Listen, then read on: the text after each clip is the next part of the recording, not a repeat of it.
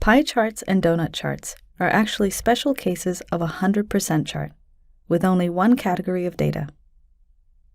Both chart types work very similarly in think-cell. To insert a pie chart, go to the think-cell group in the PowerPoint ribbon, open the Elements menu, and click on Pie. Click again to place the chart on the slide. The default datasheet uses percentage values. If this is the format you would like to work with, just type in your percentage values in column B and name the different series in column A. In our example, the sales regions. You can also use absolute values in the datasheet and have think-cell calculate the percentages in the chart. To do this, select column B and click Add Remove % Formatting of Cells in the toolbar of the datasheet. The format of the cells changes to absolute values. Now you can enter the absolute values for your different series into the datasheet. think-cell automatically calculates the percentage values in your pie chart, assuming that the sum of the absolute numbers you entered is the value for 100%. Now that you have added your data, let's turn to editing the look of your chart.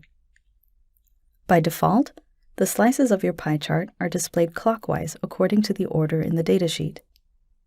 If you would like to change this, left-click on the chart area to open the floating toolbar. Click on the Segment Sorting control and pick your preferred option from the drop-down menu. You can choose between Sheet Order Clockwise and Sheet Order Counterclockwise, or, to arrange the slices according to their size, Ascending Order Clockwise and Descending Order Clockwise. You can also freely rotate the pie chart. Suppose you would like to have the pie slice for Asia displayed at the top of the chart. Click on the slice to select it, then click and drag the outer middle handle to rotate the pie chart to the position of your choice, and release. think-cell remembers which handle you were dragging when rotating the chart and preserves the correct orientation even when you change the data later. You may also explode a slice of the pie chart to highlight it. Just click on the slice, drag the outer middle handle outwards, and release. Finally, let's say you would like to change the position of one of the outer series labels. Just hover over it, click on the drag handle, and drag it to the desired position.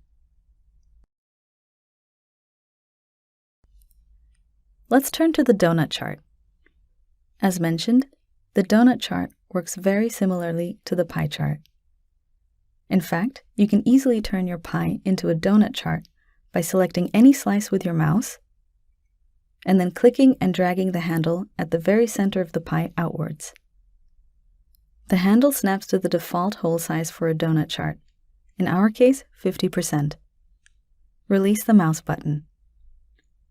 If you prefer a different hole size, click and drag the handle inward or outward. If you are happy with the hole size, release the mouse button.